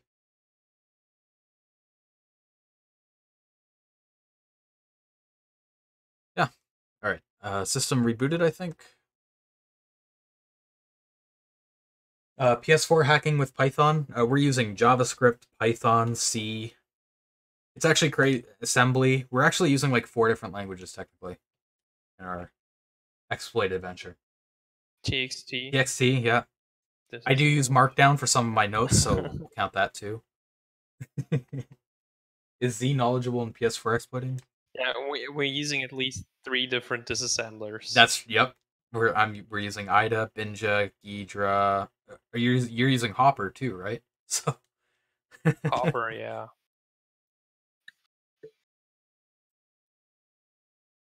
It's a rule of thumb. The more tools you use, the better the hacker you exactly. are. This is why we use all the tools. Okay. So our payload should be good again. I will have to load Mira so we get nice crash information.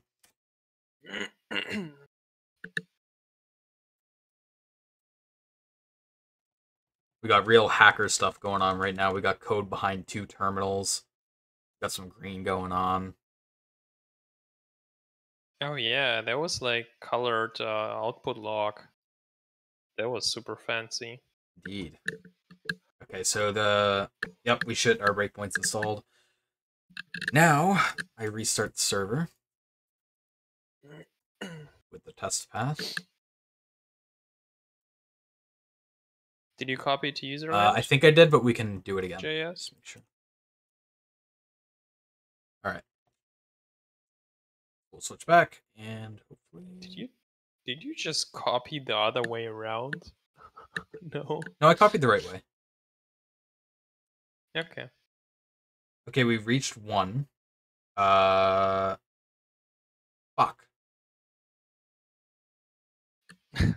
Why?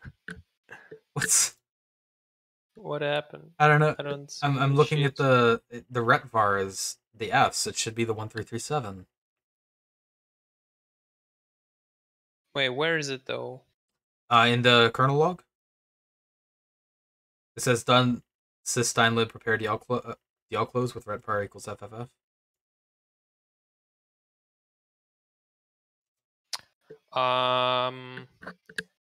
This might be an Oh, I know why. Can you print Erno? We can. I do want to take a flat suggestion really quick though to try get PID. Wait, Okay. no, wait. Please print Erno because this is what the wrapper does. So might have worked after all. Okay.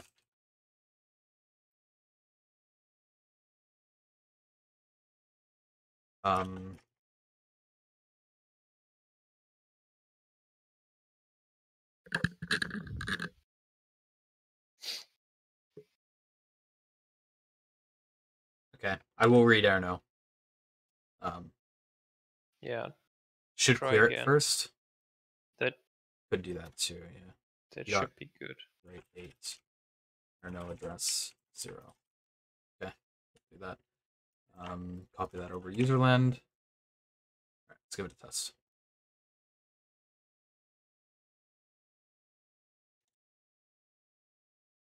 Okay, it does work. Yeah. Nice. Yeah, works. Told you. Told you. All right. So. Yeah, it's because the wrapper checks if the syscall returns 0, and if it doesn't, it sets it to return value -1 and sets Erno accordingly. Yeah. This is another thing where the FreeBSD actually deviates a little bit from Linux in the ABI. It's really annoying. The way syscall return values are handled is, I think it checks like the carry flag or something. It's really weird. Yeah, I have the wrappers open, but I mean, Linux does the similar thing if you go through the wrappers. Yeah, Muscle. When I was building Muscle, I found it had internalized code to do that. So if we remove the alert, is everything ready to go then to try this? Yeah, but can you recopy my thing Recopy to again? userland? Yeah, let me 1 second. I will uncomment. I don't see the alert. I think you removed it, right? Yeah. Okay, so now recopy it to userland. All right, let's give it a shot. See how it works.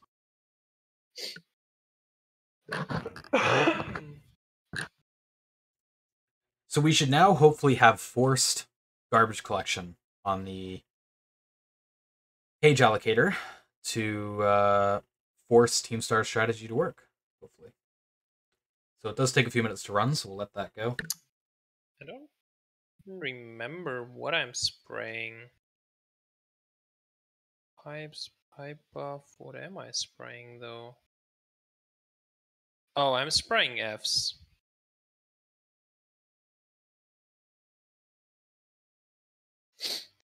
Spray and pray.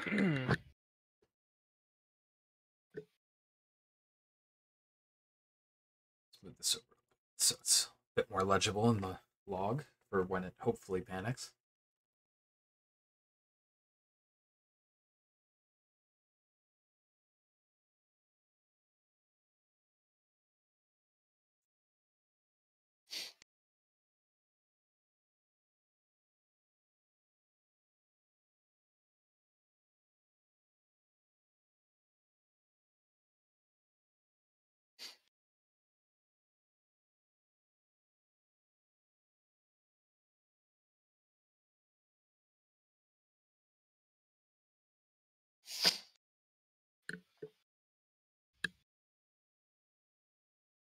Superman socks.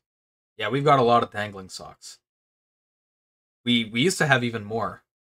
I think, how many did you have? Do you remember how many you had before you tuned down your spray? Wasn't it like, did you have like 10,000 or something? I don't It was a lot. remember.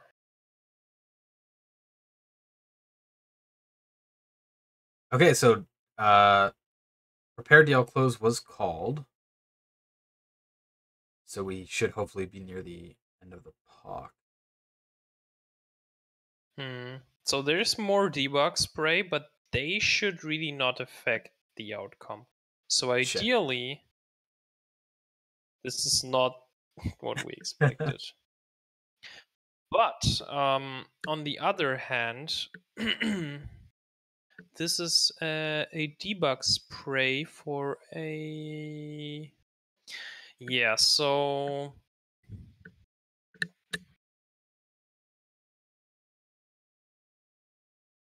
Because that was what I was anticipating. Basically, is if for some reason, even if we trigger the garbage collection and it still doesn't panic, then we're either missing something or we're not freeing all our locations properly. We're not getting the zone freed properly. Maybe. Yeah. So assuming the garbage collection actually works, actually, is there a way we can verify that? I don't think it will there cause is. it will cause us to crash, but I do want to verify it actually. So uint8 t2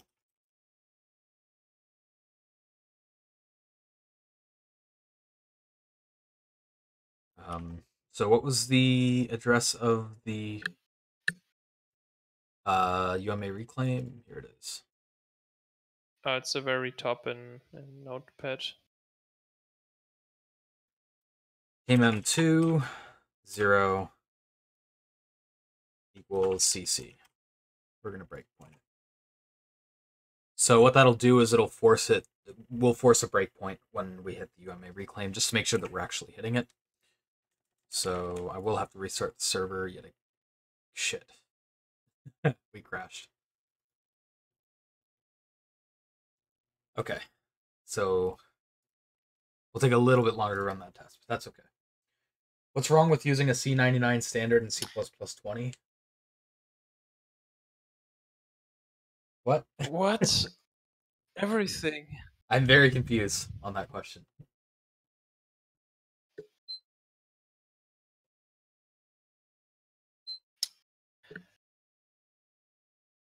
So, I mean, two things could be wrong. So one thing that could be wrong is that since we have two overlapped allocations, that we don't actually free all of them from the zone. Like that we still have one allocation which isn't freed, and that's why page doesn't get reclaimed. Another issue could be, I don't know.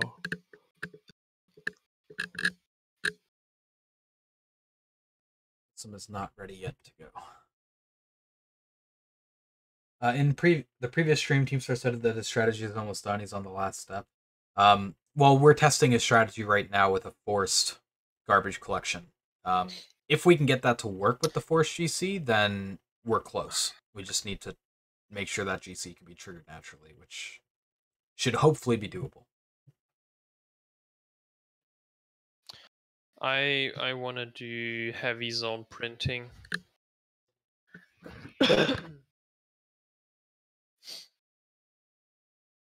I want to do heavy zone printing. I want to print each page we're actually reclaiming.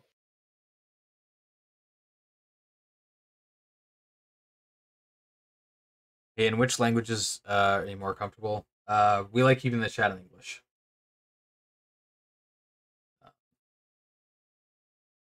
Or C++. You can keep the chat C++. If you really hate life, yeah, you can.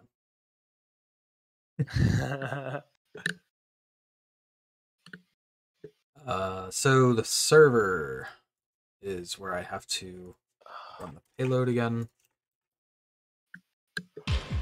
UA VM asked us to release. Thank you for the 100 bits, RB TechCR.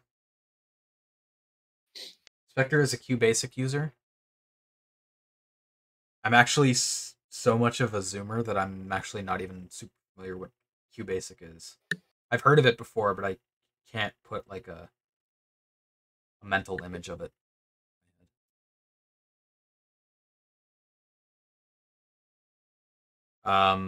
Let me make sure that this is good. We have, okay, yeah. So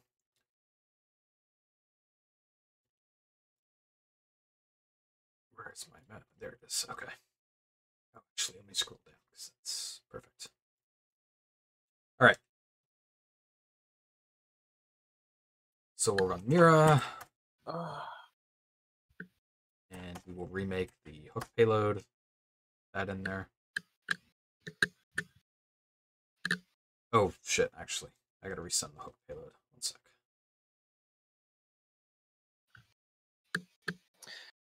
I guess what I want to try next is every zone we actually reclaim that we dump.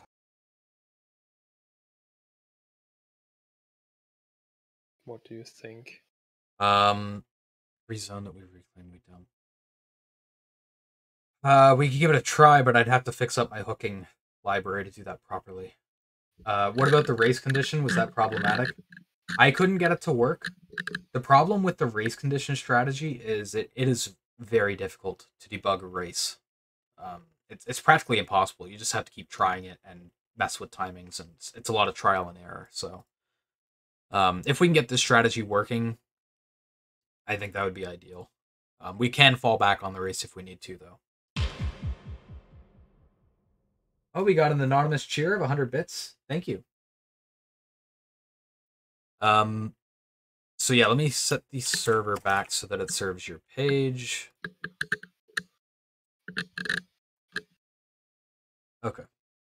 Oh, you may want to re-enable the early GC thing so we don't have to wait. Yeah, we could. Alert 1 early GC done. And we shouldn't see this alert. Okay, you can hopefully. copy. Because then you can still continue, and that shouldn't really hurt. Well, we want it to panic, so let's see if it does. Oh yeah, but I mean, like, in case we have a non-destructive GC. Okay, we did panic. And it's a received breakpoint instruction fault. Nice. Perfect. That's what we were hoping for. So that means we are calling UMA reclaim properly. Spectre, actually, we just want to know more about your strategy. The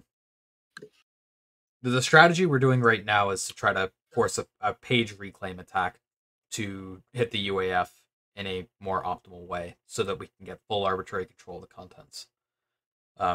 So I'll break it down quickly for those listening and who weren't here for the start of the stream. Essentially, internally in the kernel with the allocator, you have pages, like memory pages, and the kernel will divide those into buckets or zones, which are used for various types of allocations. Like allocations and syscalls are going to use like a generic cache for kmalloc. Mbuffs are going to go into their own mbuff zone.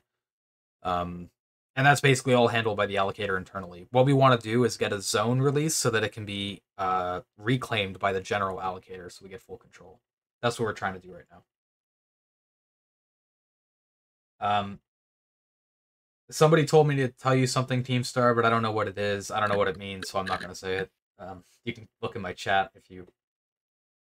I don't know what it is. It's probably a trap. It's probably trying to get me to say something mean, so I'm not going to do it. Okay, where's the chat? so I do have to restart the PS4 since we hit the breakpoint. Yeah, Oh, you don't know what it is either? weird. Yeah, I don't. Okay, that's definitely You're a gonna red brief flag. That book, means but neither of us are gonna do it. don't care too much. Okay, we're doing a stretch here. There we go. In layman's terms, for people like me, they're trying to get root access on the PS4. Yeah, that's the high-level goal. We want to get code execution in the kernel without using our primitives already set up to do that, so that we can move up to higher firmware.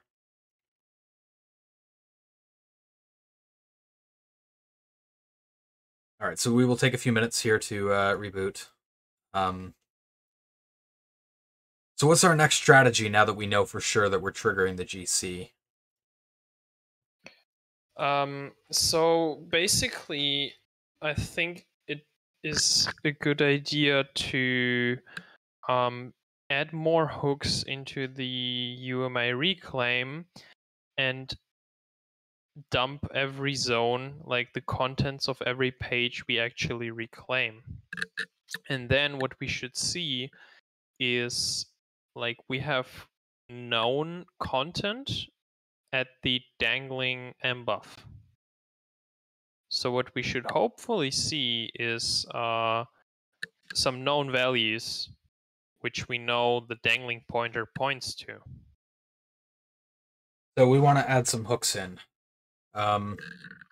which, so like I said, I will need to fix the hook library, which it is a little bit ugly, but yeah, I'm currently looking into the UMI reclaim function. Oh, okay, just doing some reversing there. All right. Me dumb brain, me ask dumb question. Does PS4 Pro make a difference? So this is actually a decent question. There are some differences that could impact at least the reliability of the exploit. So there's two notable things I can think of with PS4 Pro that's different from retail systems. Somebody else said the software is the same. That is true, but the PS4 Pro has a boost mode and it will run faster. The CPU is faster. So that could make a difference when you're talking about like memory accesses, maybe. The other thing is I think the PS4 Pro has more access to memory.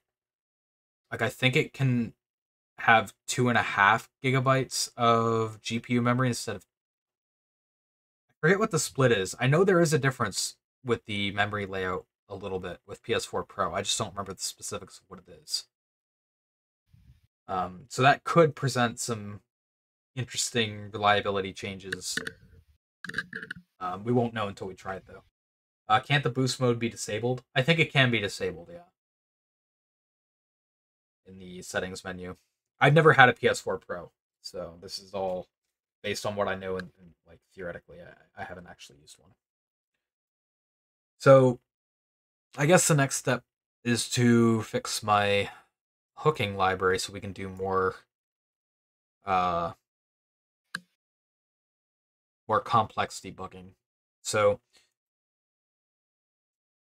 let's get started on that. Download.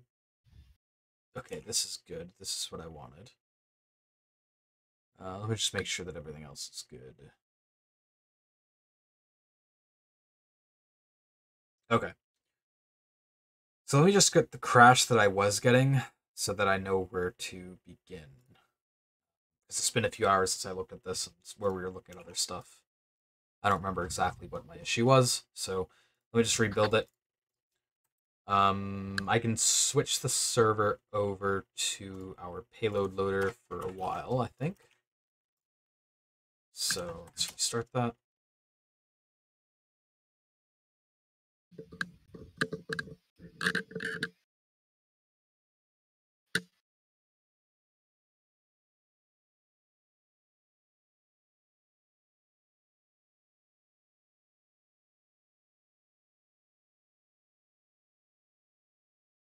What programming language is this written in?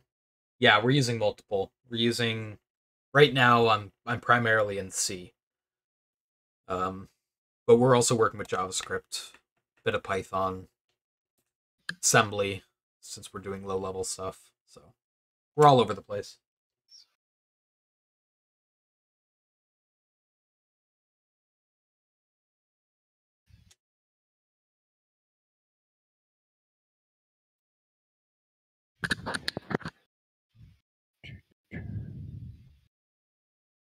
Okay, this will crash when I actually run it. For instance, just had to find out why. Can you explain why we can't spoof the firmware version on PS4 like on PS3 and Vita? I don't know too much about the firmware spoofing. I know a little bit about it, but there's better people to ask for that. If you're in the Open Orbits Discord, that'd probably be a good place to ask those kinds of questions. Spectre has is that the icon of the advanced circuits from Factorio? Does he play it? Yeah, I play Factorio. I love Factorio. It's a fun game. Haven't played it in a little bit because I've been doing a lot of other work the last couple days, but maybe I'll play some tonight. I love Factorio though, dude. It's a lot of fun. Right, I found the function zone drain wait. Zone. So what was my issue here?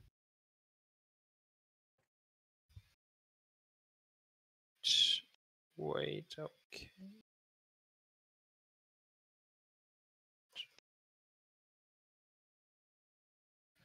Ah.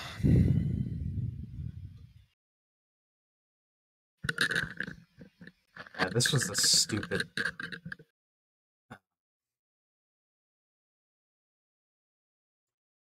This was the stupid crash I got before. I'll just verify it's the same one, but I think it is.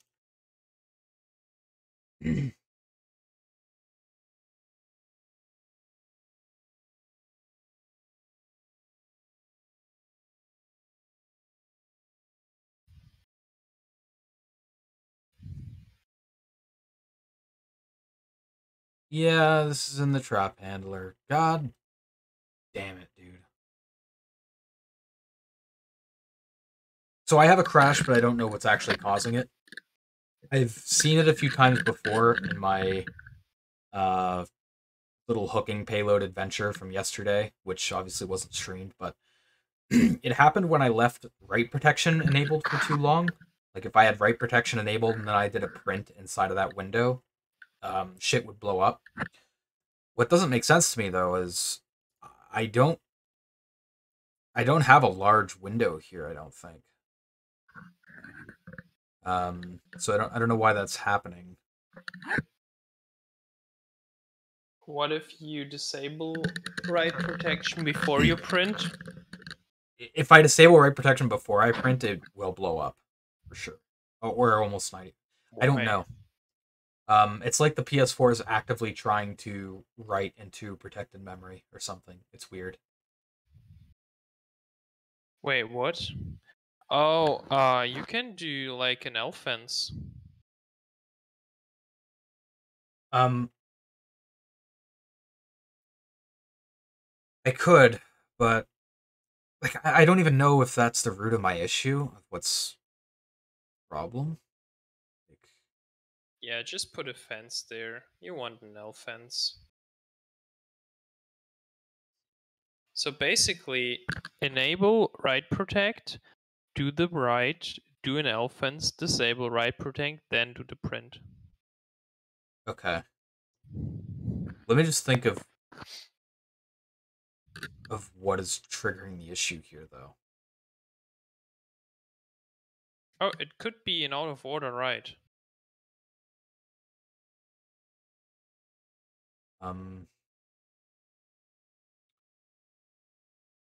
So the actual crash is due to trying to write to a mutex that doesn't exist, so it's a null pointer. Mfence or Elfence? Elfence is a load fence. Isn't that for preventing speculative execution? Yeah, either way, you want to do like the memory fence. Maybe it's M fence I'm talking about. Yeah, I'm not overly familiar with the fence primitives. I never worked at that low level. PS4 security engineers probably added all this dumb stuff just to make it more tedious. That's my theory. Because there's a lot of dumb shit in the system that makes it so much harder to work with than it should be.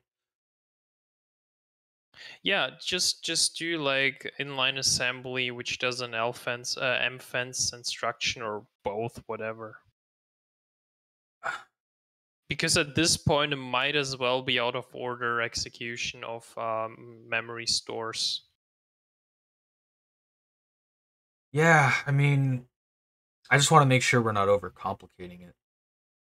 But I don't think we are. Dude, just put it in and test. It's easy as that. Well, I need to write an inline like, assembly routine and then hope that works. It's not awesome. Oh, yeah, it's... What do you mean it's you need to write it in inline? You're using a C compiler, Yeah, don't you? but I need to write the... Let me see if there's an mfence inline snippet, because... Dude, I can paste it Go for into it, dude. Notepad. It's literally something like that.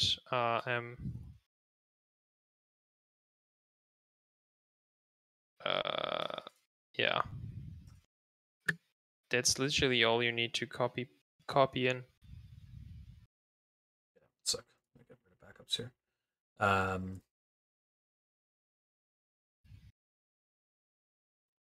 Yeah, something like that. That should be it. Okay. And we'll do that right before we disable write protection. So we'll do that here.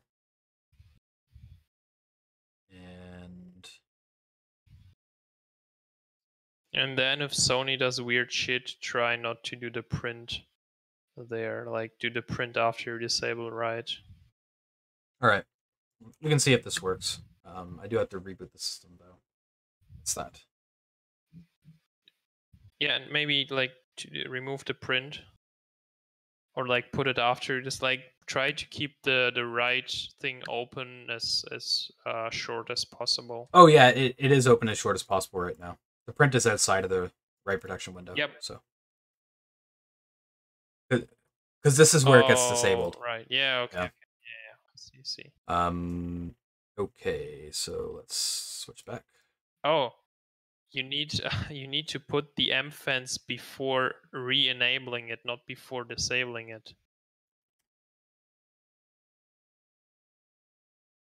Okay. I thought you said before disabling it was where we wanted it, but no, it's the important thing is before you re-enable it. So that's where I enable it, and that's where I enable it again. Okay, perfect. So I gotta restart the system. 1 sec.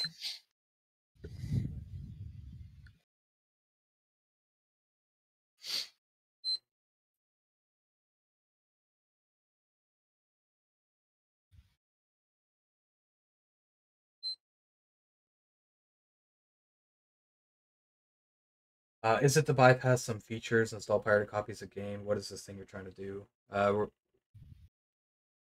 Mainly what I like to do jailbreaking for is homebrew. I don't really do piracy or anything like that. That doesn't interest me. You can do it, but that's not what I'm doing it for. So, switch back over to my log and let's try to build. Does this build? Let's see. Okay, it does build. Perfect.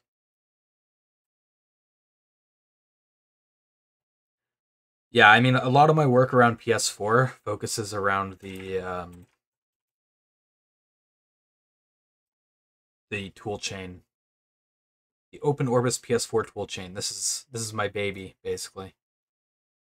And it's for building homebrew applications. So that's basically all of my focus.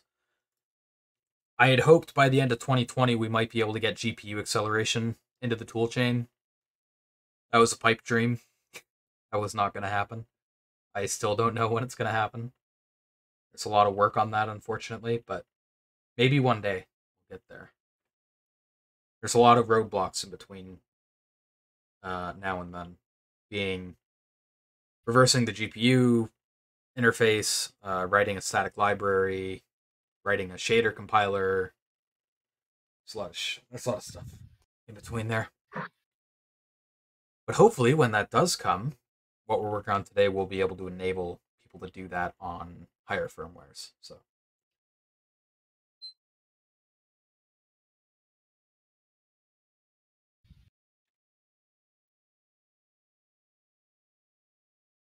I'm here to turn my PS4 into a Linux PC. Yeah, if you're like tihmstar, then maybe what you care about for the jailbreak is getting a Linux system out of it.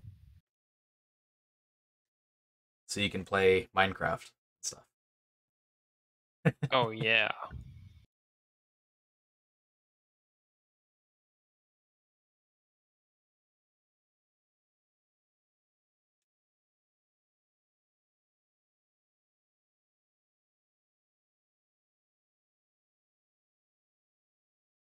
All right, here is ran. Let's see if the mfence has worked.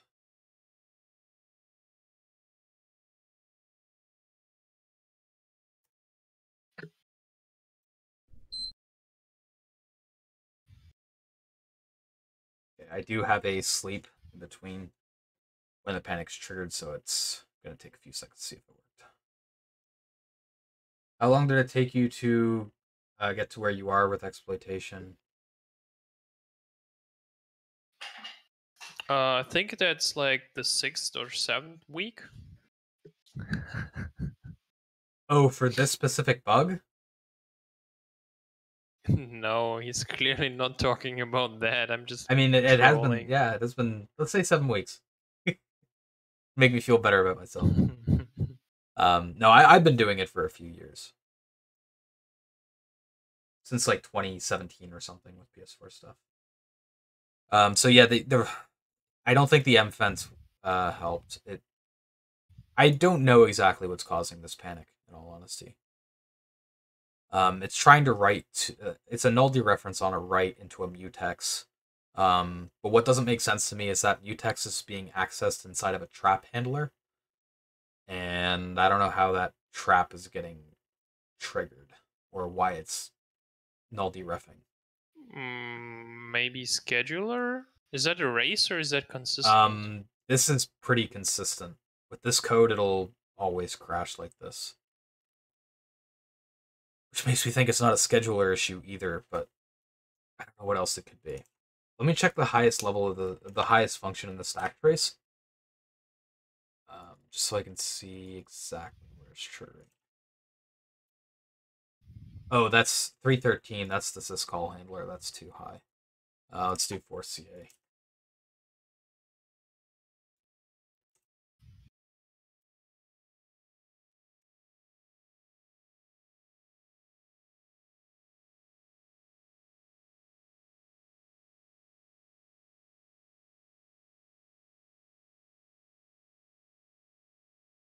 Yeah, I don't know what this function is. It's not labeled.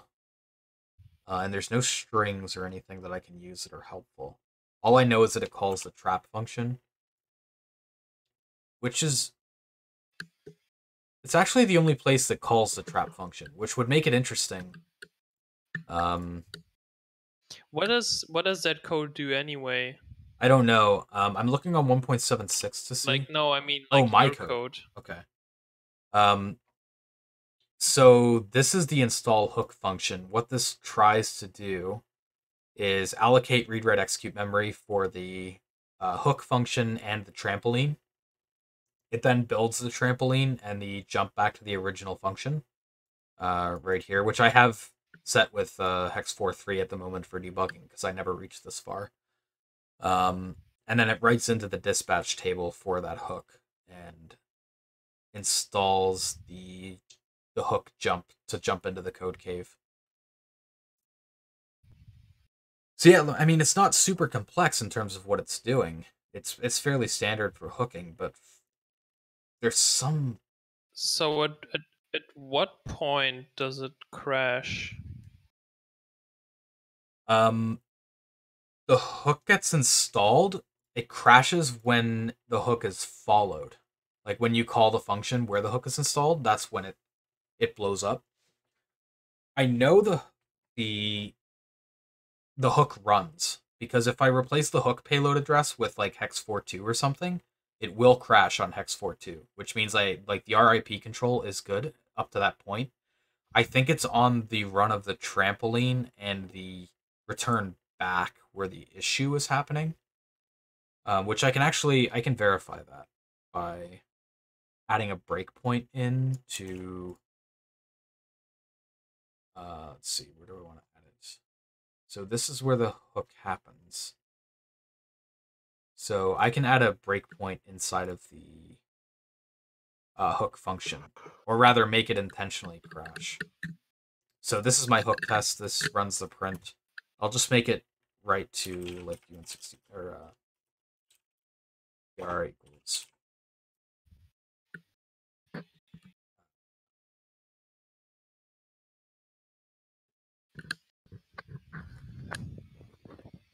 Basically, this is writing to an unmapped page, so this should trigger an intentional crash.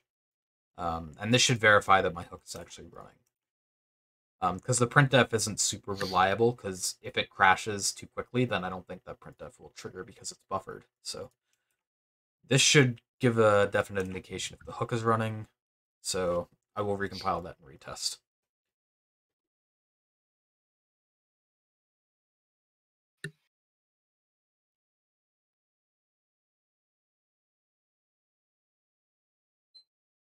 The beep counter is currently at 93. 94 now. 95, and then 96, and then 97. We're almost in the triple digits. Which is actually interesting, because I don't know if Z test. Oh, I think the font does shrink actually when it gets to 3 digits. I can't remember. I don't know if he tested with. Oh shit! When did you cross 90? It works for triple digits. Okay. This has been the running count for the last, I think, 3 or 4 streams. So that's why it's so high. It works for quad. Oh, that must be really hard to read though when you get the quad. Hopefully we don't get the quad. But when did you cross 90? Oh, at some point during this stream. I've done quite a few reboots this stream, more than last stream probably. Like before or after 10 minutes ago. Oh, probably after 10 minutes ago. Yeah, we crossed 90 probably like 5 or 6 minutes ago. The prediction was you'd be below or above 90 10 minutes ago. Oh, okay, now I see why you were asking. I didn't know you set up a prediction for that. Sorry, Teamstar, were you going to say something? Yeah, I don't know. I did some reversing and I found some function, but I'm kind of too brain dead to figure out what we're actually looking for. So sorry, are you reversing like in IDA or in Ghidra? Or do you mean looking at the source code? Yeah. Okay. Both? Okay. What are you looking at in the source code? I can go and take a look. Keg drain, or basically zone drain wait. I found the zone drain wait function and labeled it in the disassembly, like fully.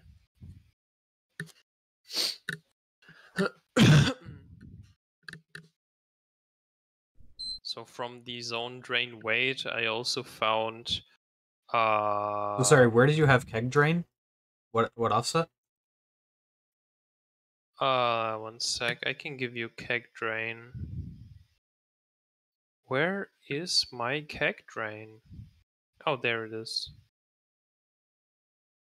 The offsets for Ghidra are a bit weird.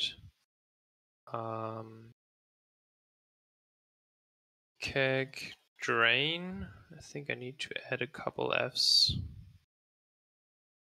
Maybe I did add. Did I add the right amount of Fs? Yeah, okay. It's in Notepad. Okay. I will take a look in a sec. I just want to run my test.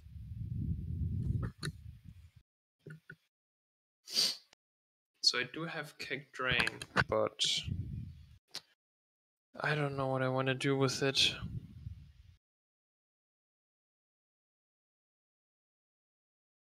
So this should tell me whether or not the hook routine is actually running, which hopefully it is.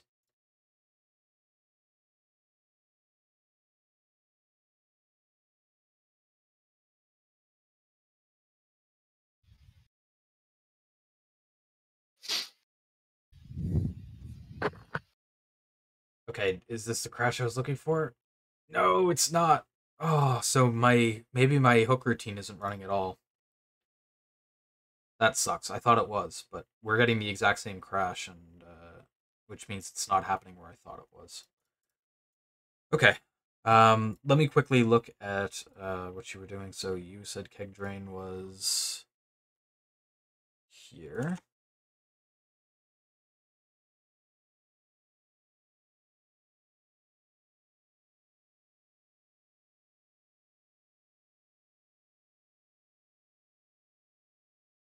So you got keg drain, and what was the other thing you said you were looking at?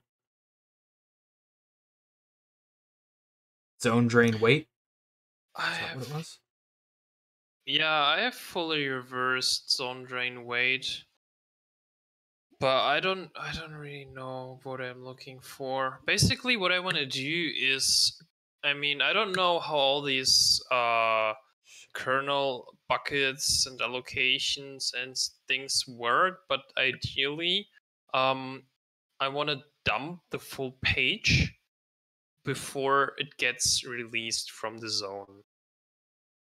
Do you need to dump the full page? Because you could just dump the like relative things in the zone, right? Like I think the zone keeps an active count of how many objects are in use in it. So you could just print out like that information, for example, right? I mean, what you want to do is you want to find out if the page where we have a pointer to got freed. So the problem I could see there being with dumping the full page on the reclaim is that might slow down the allocator to the point of blowing other shit up.